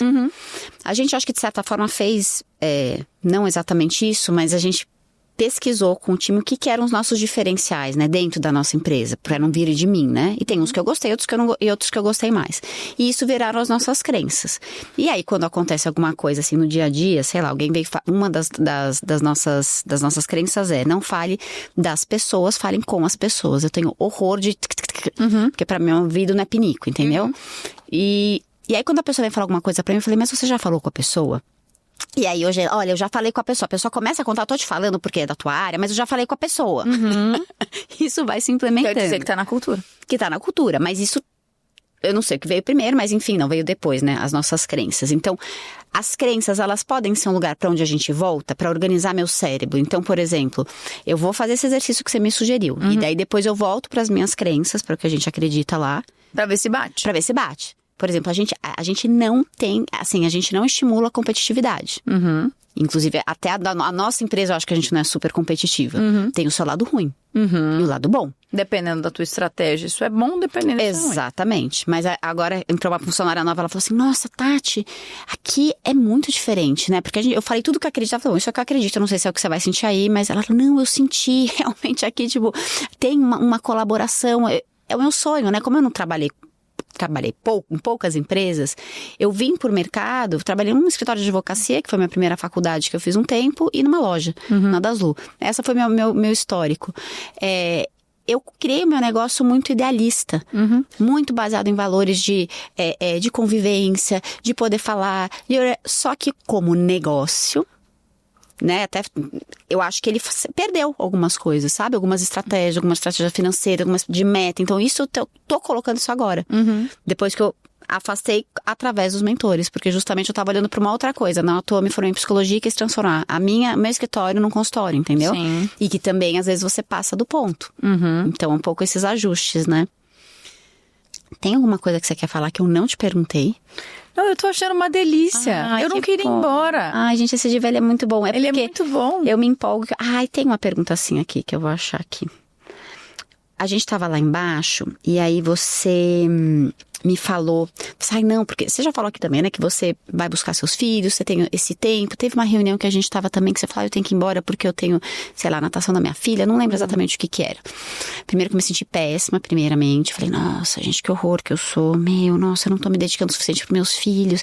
Eu vou pra esse lugar, né, de autocobrança. Porque hoje pra mim é muito difícil, assim, eu tô treinando pra conseguir acabar o dia às 5, sabe, às 6. E depois poder estar com a mente realmente livre pra estar com meus filhos, pra estar com a cabeça, né, lá com eles. Você trabalha pra caramba, né? Sim. Você tem uma empresa já grande, atende muita gente grande, imagino que trabalhar com pessoas é complexo. Como é que você estrutura a tua rotina pra que você caiba nela? Tá. E se foi sempre assim? Antes de ter filhos. Tá. Sábado e domingo era dia útil. 10 da noite era igual 10 da manhã. Então, basicamente, a minha preocupação é garantir que eu e meu marido a gente tivesse algum momento comum. Como ele era, na época, no meio da carreira dentro de consultoria de estratégia, depois ele virou sócio, a coisa ficou um pouco mais flexível. Mas na construção dessa carreira em estratégia, você também não tem vida pessoal. E aí ele sempre me apoiou muito, muito, muito, muito, assim. Acho que meu marido, junto com os meus avós e os meus pais, é o meu grande apoiador. Então a gente funcionava. E eu fui tentante por muitos anos. Eu não conseguia engravidar e os médicos diziam que eu não ia conseguir. Fiz tratamento e não consegui, até chegar na doutora Ana Clélia, que mudou minha vida junto com o doutor Duarte, que me operou. Então, quando eu fui ter filhos, eu já fui ser mãe velha. E não tenho nenhum problema em dizer isso. Eu fui mãe da minha filha com 36 anos e eu vinha tentando há quase 5 anos. O que fazia com que, puxa, o nascimento dela para mim já era um presente, né? E quero aproveitar tudo isso. Quando ela nasceu, foi muito difícil, porque eu me senti extremamente invadida na minha maternidade. Eu acho que isso acontece com toda vez que é primeiro filho e principalmente quando é a primeira criança na família. Com o tempo eu consegui de alguma forma equilibrar isso. Invadida de que jeito? Desculpa. Invadida pelas pessoas da família, de irem na minha casa quererem dizer como é que eu estava criando a minha filha. Eu uso um conceito de autoestimulação. Então minha filha nunca usou chupeta. Ela sempre dormiu no berço desde o primeiro dia. Ela não chacoalhava ela para dormir. Tem toda uma questão de deixar no chão para ir atrás do brinquedo em vez de dar o brinquedo na mão, que tem tudo a ver com como eu fui formando, na história que eu fui estudando sobre formação do cérebro, tá? Então eu já não criei de um jeito convencional e muita gente foi na minha casa de dedo dizer, você está acabando com a vida da sua filha. Quando eu olho o resultado hoje, eu falo, tá tudo ótimo. Então tem essa questão que eu acho que é difícil por si só. Quando ela começou a ir para a escola, então ela ficava meio período e meio período eu estava no escritório, o outro meio período eu trabalhava de casa. O que significa que eu também dizia, eu não vou atender. Essa agenda não está disponível.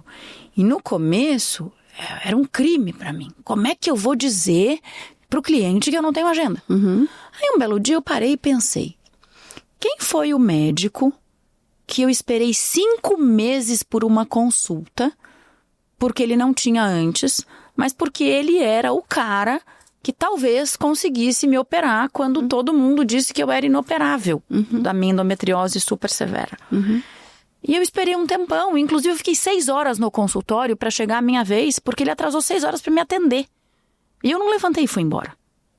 E quando eu entendi isso, eu falei, tá, eu não sou ele, né? Longe de mim ir para um lugar de arrogância. Mas não é tão feio assim dizer que você não tem agenda. Meus clientes, a maior reclamação, eu faço pesquisa de NPS todo ano, é falta de agenda. É a demora de ser atendido. A gente ajustou o processo, quando o cliente vai fechar, antes dele pagar, eu falo, avisa que a agenda é só lá, porque aí não tem mais essa fricção. Mas eu passei a me sentir menos mal de ter menos agenda para dar. Aí veio a pandemia, nasceu o Arthur, ele é filho, né, nasceu quando a pandemia tinha 45 dias. E a pandemia, para mim, e a gente teve perdas, tá? Não é que a gente passou incólume, mas do ponto de vista profissional, ela foi maravilhosa. Por quê? Até a pandemia, eu precisava, Tati, de 1 hora para ir para uma reunião, 1 hora para voltar. E aí foi a hora que eu fiquei fã do Uber, porque eu tornei a hora de deslocamento 1 hora produtiva. Mas não dá para eu atender cliente na minha hora de Uber, porque a conexão é ruim. Apesar de, às vezes, fazer isso e saindo daqui eu vou ter que fazer isso. Mas eu tento evitar. Né? Ainda uma conversa que eu falo, só tenho essa agenda de Uber, vai. Mas por quê? Porque eu parei de ter deslocamento com a pandemia. Então a minha produtividade multiplicou por 3. Cada 1 hora de entrega eu gastava mais 2 de deslocamento, agora não tem. Então eu fiquei muito mais produtiva e continuei travando as agendas. Tá? Mas eu sou muito chata com pontualidade, por respeito ao tempo do outro, mas para garantir que assim, porque se eu tô atrasando aqui, eu vou atrasar ali, e aí eu tô desrespeitando e caindo a casa. Para que às 3h30 eu vire abóbora, eu entro no carro e eu vou buscar a minha Maria Eduarda, por quem eu esperei 5 anos para conseguir gestar, e eu esperava por ela fazia 12 anos. Ai, que lindo. Tanto que quando veio o exame dizendo é uma menina, eu não falei é uma menina. Eu disse é a Maria Eduarda. Eu espero para ser mãe da Maria Eduarda há muitos anos. Quando eu conheci meu marido, eu falei, olha, eu não sei o que você quer, mas eu vou ser mãe da Maria Eduarda. E quando os médicos disseram, não, você não vai conseguir, falaram de óvulo doação e de barriga de aluguel, ele virou um bicho. E ele dizia, não, você tem poucos óvulos, mas algum vai funcionar. E Maria Eduarda tem 9 anos. Então, no meio de tudo isso, no final, o que é mais importante para mim? É estar com eles. Apesar de eu amar minha carreira, e eu não me sinto mais mal. E os meus clientes hoje já sabem. Antes eu tinha vergonha de falar. Como é que eu vou dizer? Eles vão querer continuar me contratando? E hoje eu falo assim, agora eu não posso. Agora eu tô sendo mentorista, agora eu tô vendo ele pular na piscina. E acho que tem mais um pedaço, né? A gente falou tanto de vulnerabilidade. Em dezembro de 2023, no dia 30, eu estava no sítio dos meus pais, onde eles moram, no interior. E eu organizo o nosso ano novo com muitos amigos e faço atividade para as crianças. E eu tinha inventado uma corrida de carros, só que os carros eram feitos de caixa de papelão. Então as crianças iam pintar as suas caixas de papelão para depois a gente fazer a corrida no gramado. E o Arthur, com 3 anos, nessa época, 3 anos e meio, virou e falou assim, mamãe, acaba de pintar minha caixa para mim, deixa eu ir na piscina mais um pouco. E a distância entre eu e a piscina era daqui até aquela poltrona ali. E eu pintando. Eu não vi o Arthur se afogar na piscina. E quando a gente se deu conta e o meu irmão pulou na piscina e tirou meu filho de lá de dentro, eu vi meu filho morto, Tati. Meu Deus do céu. Eu vi meu filho morto, eu gritava, porque o meu irmão, esse que salvou o Arthur, foi tirado da piscina quase morto, e a minha mãe conseguiu. E esse meu irmão foi salvar o meu filho, e ele se afogou quando ele tinha 11 meses por minha culpa. Eu tinha 7 anos e deixei ele na beira da piscina, porque eu achei que ele não ia ser tonto para se afogar. Então esse meu irmão, que eu quase deixei morrer, salvou meu filho. E aí meu marido aparece, sabe Deus de onde, e os dois fazendo, e meu irmão fala, eu tentei, para não dizer que eu não tinha tentado, porque eu tinha certeza que ele estava morto. Então, na hora que meu filho vive, e sem sequela, e assim, você vê o que importa de verdade, sabe? E então, no final, são os meus filhos. E eu trabalho muito sim, e as agendas são cravadas, e tá na hora, e desculpa, eu preciso ir embora. Então, eu não sei se eu te respondi. Que lindo, Mas super me respondeu. E que linda essa história de reparação, né? Porque a vida, ela dá essa chance, né? Das coisas se repararem, das histórias se ressignificarem. Sim, sem meu irmão nessa hora, e depois o meu marido, não tinha Arthur. Que lindo, que lindo. Mas, preciso te fazer uma pergunta, porque assim... É muito lindo você cravar isso, falar, não, a minha família vem, a minha família... Eu tô perguntando pra você e pensando na minha vida, obviamente, né? Mas você já tinha uma empresa estruturada neste momento pra você poder fazer isso, ou não? Quando nasce a Duda? A empresa o CNPJ é aberto em 2010, e porque eu trabalhava em multinacional e dava aula em escola de negócios, e eu precisava do CNPJ para poder emitir nota dando aula, tá? Quando eu faço uma temporada fora e volto para o Brasil e decido não voltar para a Nestlé e empreender, que é a história de se dar 2 anos e eu me dei 2 meses, isso era fevereiro de 2012. A Duda nasce em 2016. Então, o começo da empresa, eu não tinha filhos, mas eu caçava médico para conseguir engravidar. Eu já sabia que o dia que eu tivesse filhos, eu queria levar e buscar na escola, eu queria almoçar em casa, e eu queria levar no balé, no judô, na natação. Então, primeiro, eu venho de um lugar onde o meu pai não sabia como é que ele ia pagar a folha de pagamento que eu contei lá atrás. Sim. Então, eu sou super conservadora com o dinheiro.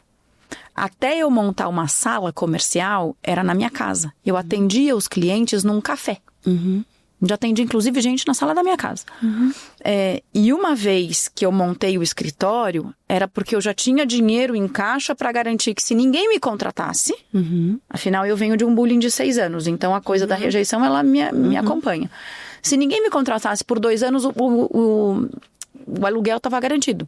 Quando eu contratei a primeira pessoa, eu só contratei também quando eu tinha dinheiro ali suficiente. O que significa que eu fiquei sem tirar um tostão muito tempo. Quanto tempo?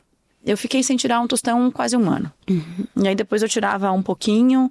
Eu lembro que a primeira venda que eu fiz, que foi a do me dou 60 dias e eu vendi com 45, se o cliente atrasasse mais um dia, eu não tinha dinheiro para pagar o imposto. Eu não comecei com caixa. Porque a ideia de empreender, ela existia, mas com muito medo. E a gente, no ano fora, tinha feito um super caixa por um investimento que meu marido fez na bolsa, e na véspera de ele perde tudo. Uau! Então, o dinheiro que eu tinha, meu dinheirinho ali conservadora, para quando voltasse para o Brasil tentar empreender, foi o que nos bancou naquele ano, mais um empréstimo que meu marido fez. Então, quando eu comecei a empreender, eu comecei do zero. O meu carro eu tinha vendido. Meu pai me emprestou um carro que era 1.0, nada contra 1.0, mas era direção no braço, não tinha nada de hidráulica. O vidro era na mão, manual. Em fevereiro de 2012, calor do Brasil, eu fui prospectar, abrindo e fechando o vidro na hora que parava no farol para não ser assaltado. Eu chegava no cliente meia hora antes para poder me aproveitar um pouco do ar-condicionado e me recompor. Foi assim que eu fui prospectar. Então, eu comecei de um lugar difícil, fui fazendo esse caixa, aguardando e assim, sem gastar absolutamente nada comigo, o mínimo possível, para então chegar nesse lugar, e aí super tentante, para então quando a Duda nasce, eu já estava numa condição melhor de ter caixa, sim, mas eu não era o que eu sou hoje. Ninguém me chamava para um podcast. Maravilhoso. Né? Então, não sei se eu te respondi. Você super me respondeu, e eu vou te falar só por que eu fiz essa pergunta, né? Porque eu falo pra mim mesma, eu falo pras pessoas que a gente pode ser a pessoa possível, né? Então, às vezes a pessoa escuta você como eu e fala, nossa, eu sou um horror de mãe. E eu montei a sala, quando eu tive a coragem de montar a sala, a 6 minutos da minha casa. Porque eu ainda não imaginava o virtual como possível. Perfeito. Então, a coisa de estar muito perto. A escola também era 6 minutos da minha casa. Eu fiz tudo bem pertinho. Ou seja, você planejou. Então, assim, eu quis trazer isso até pra falar pra quem tá nos ouvindo, e pra mim mesma, pra minha própria pessoinha, que a gente só pode ser o que for possível naquele momento. Você, como uma pessoa que se programa mais, em vários aspectos, Sim. planejou isso, planejou o seu deslocamento, planejou como que seria a sua, né, como que seria aquilo e foi se dando. Nem todo mundo consegue fazer isso, Sim. né? E também tá tudo bem, mas me inspirou assim te escutar. Foi muito, muito lindo. Você é uma fofa.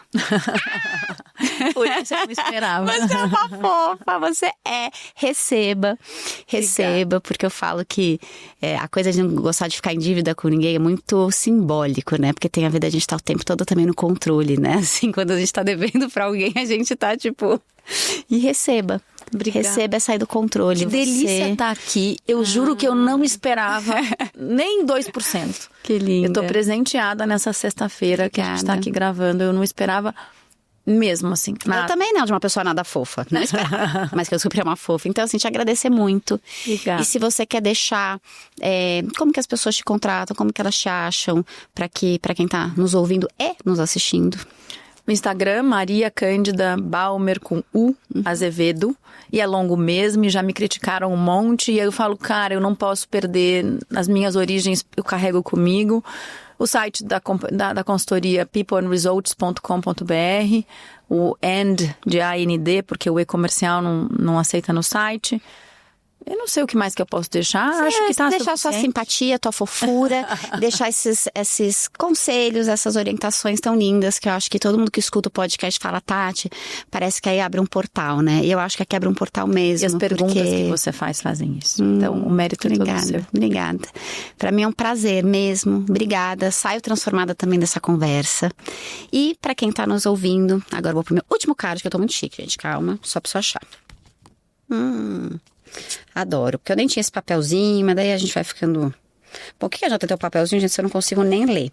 Ah, lembrei. Queridos ouvintes, esse foi mais um episódio, não vou ler essa coisa ridícula, mas o que eu vou falar pra vocês é o seguinte, quem quiser procurar a Cândida, procure um trabalho necessário, uma coisa que muda realmente como a gente empreende. E tem uma frase que eu sempre falo que é a seguinte, como você empreenderia se você fosse você? Isso é uma jornada. Pra gente ser a gente mesmo, é um caminho de autoconhecimento, antes de tudo. É um caminho onde a gente busca descobrir a cada minuto quem a gente é empreendendo, quem a gente é como personalidade, quem a gente é como mãe, quem que a gente quer ser daqui pra frente. Então, que essa conversa tenha feito vocês refletirem. E se vocês quiserem saber o que te guia e fazer parte de uma rede de empreendedoras, onde a vulnerabilidade é uma força, vem pra comunidade da Empreendedora no Divã, tá? Tem o Instagram da Empreendedora no Divã, Tati_Loureiro_, e sei lá, daí vocês vão pesquisar também, fazer a lição de casa, tá no YouTube, a gente tá com um podcast no YouTube e no Spotify, e um beijo. Adorei. Obrigada, Tati, adorei. Prazer ter com você, Ada. Que delícia mesmo. Muito, muito, muito, muito bom. Muito mesmo. Adorei. Não mesmo mais, gente.